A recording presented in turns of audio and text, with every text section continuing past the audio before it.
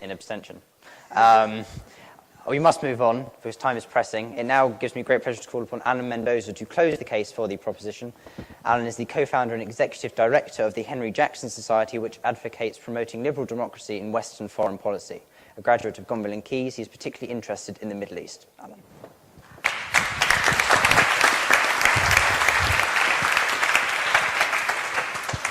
Well, ladies and gentlemen, I feel almost sorry to have broken up the emerging rapprochement on the front bench over there. I've seen some great comedic duets in my time, Morecambe and Wise, perhaps, Ant and Dec. I know what I'm going to say, or maybe Hale and Pace, but I think Tong and Rooney are the new tour team that are going around the country, it seems. But as I rise to conclude the debate for the proposition, it seems to me there are quite two distinct sides to this argument. It didn't have to happen. There was a hint of it from the gentleman over there speaking about a three-state solution. We've had discussions on other points. It sort of came to me as a hunch that we'd end up on the one-state solution, and that is how it's ended up.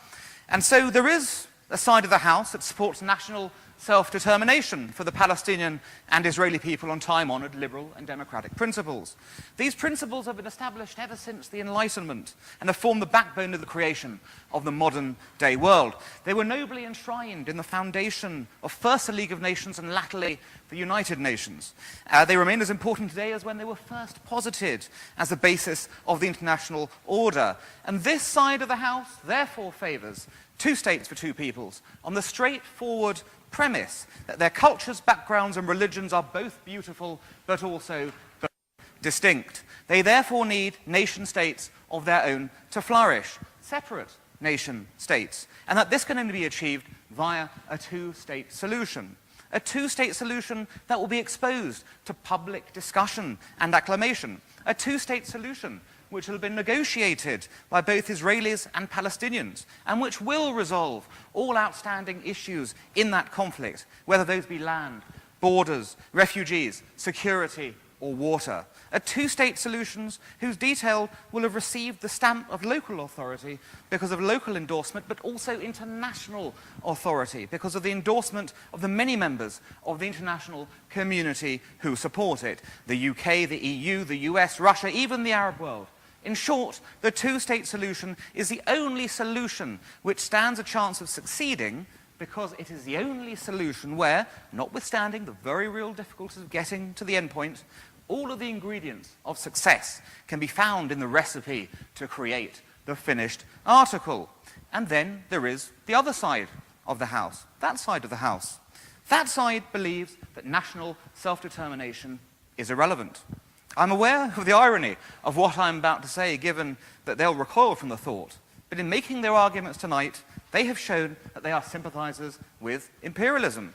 For that side of the House believes that they know best, that they know better than all those countries internationally who have endorsed a two-state solution in various forms, including Arab and Muslim ones. In fact, and most importantly, that they know better than the peoples on the ground themselves. Because, ladies and gentlemen, both Palestinians and Israelis have repeatedly said, when asked through opinion polls and other similar devices, that they would like a two-state solution, that they would value a two-state solution, that they would make a two-state solution succeed. Yet that side won't give them that opportunity. For them, the wishes of the local populations mean nothing, and the future contours of Israel and Palestine can be drawn on the back of an envelope and imposed from far away, perhaps even, dare I say it, from the chamber of the Cambridge Union Society. Yes, sir.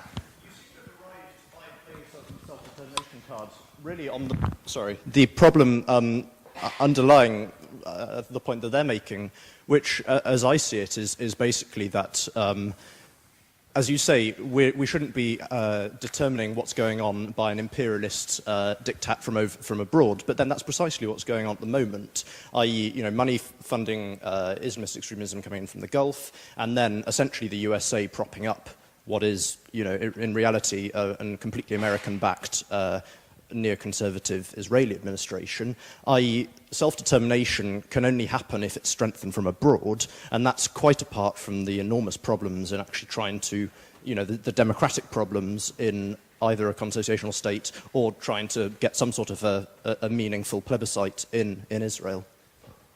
Well, it's a brave intervention, sir, but sadly a flawed one, for two reasons. In many ways, I wish the Arab world would take a more keen interest in the plight of the Palestinian people. But if you look at money transfers coming in from the Arab world, it doesn't exist. Who are the biggest givers of aid to the Palestinians? It's the European Union. Why? Because the Arab world doesn't deliver on its promises there. And on the Israeli side, it may have escaped your attention, but the Israeli economy is the star of the region when it comes down to it right now. The startup nation, all these factors, it's being sought out as a leader, an innovator around the world. The American input, yes, it's important, but it's steadily diminishing in terms of what's happening. More and more Israelis taking control of their own futures, and we hope Palestinians will do the same thing too.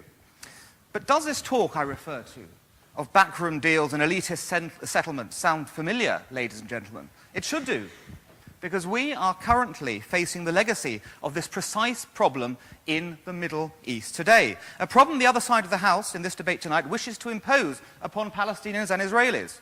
In the aftermath of the Arab Spring, we are witnessing the breakdown of a system of national boundaries and national construct created by so-called enlightened Westerners after the First World War that have sown the seeds of sectarian conflict in the region ever since. I do, of course, speak of the world created by Sir Mark Sykes and Charles-François Georges-Picot in their Sykes-Picot Agreement, a deal which saw the carve-up of the Middle East region after 1916, when the British and French foreign offices decided that religious, national, and tribal differences mattered far less than the neatness of border constructs that suited their purposes at the time.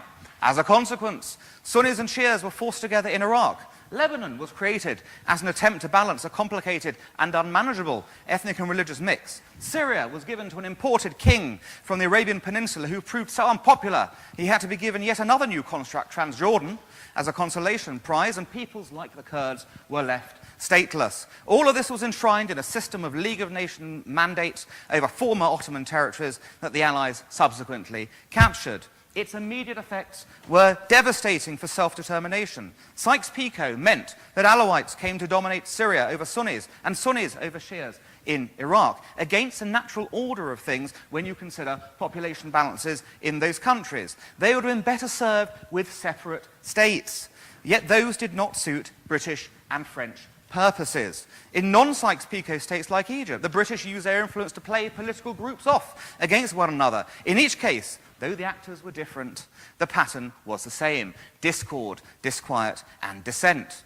Ironically, given the topic we're discussing tonight, the only thing the British got right in the interwar period was recognizing that their Palestinian mandate had two legitimate claimants: its Arab inhabitants and its Jewish ones. The repeated attempts to marry these competing claims ended up being resolved in the only way it could be, as my colleague Alan Johnson said, with an offer of partition to create two states for two peoples. And let me remind you once again, ladies and gentlemen, this process for a two-state Israel and Palestine was put forward and indeed voted through by the United Nations in 1947. In that respect, what we on this side of the House are proposing is nothing more and nothing less than what was intended over a long period of time, and after careful consideration by the international community, for both Israelis and Palestinians. Separate states for separate peoples, after all other options had been ruled unworkable and impracticable. To return to these now seems to be utter madness. And what has happened to that world of Sykes-Picot? A world in which ethnic and religious groups were pushed together by the whims of colonial masters in the vague hope that things would be all right on the night. Have things turned out to be peachy after all?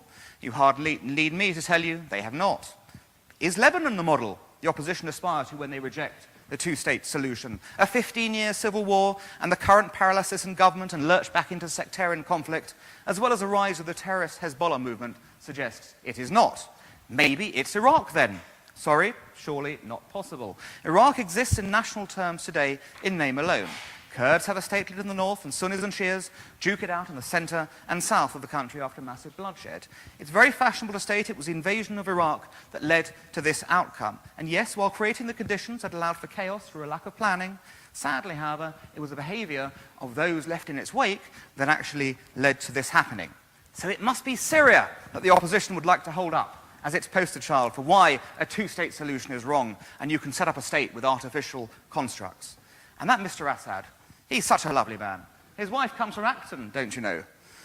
The fact that I don't need to continue my argument in this regard, because you all know what has happened there, merely confirms what a disaster has emerged from a process of bi- or tri-nationalism. That is a world that Sykes and Picot created, a Middle East purged of its religious and ethnic minorities, and where conflict and bloodshed are the norms, all in the pursuit of power within national boundaries created not to match what people on the ground needed, but what people, very much like us in this chamber tonight, the educated elite, wanted.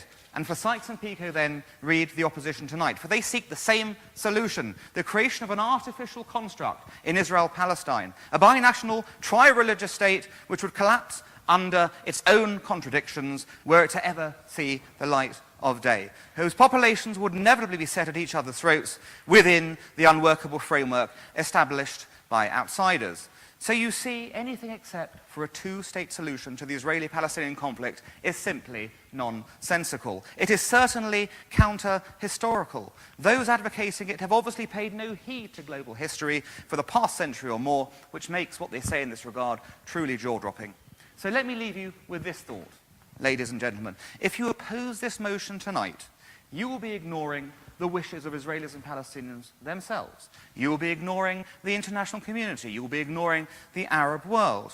Worse than that, worse than all of that, you are condemning those peoples to a counter-historical fate that will lead not to peace, but to internecine conflict.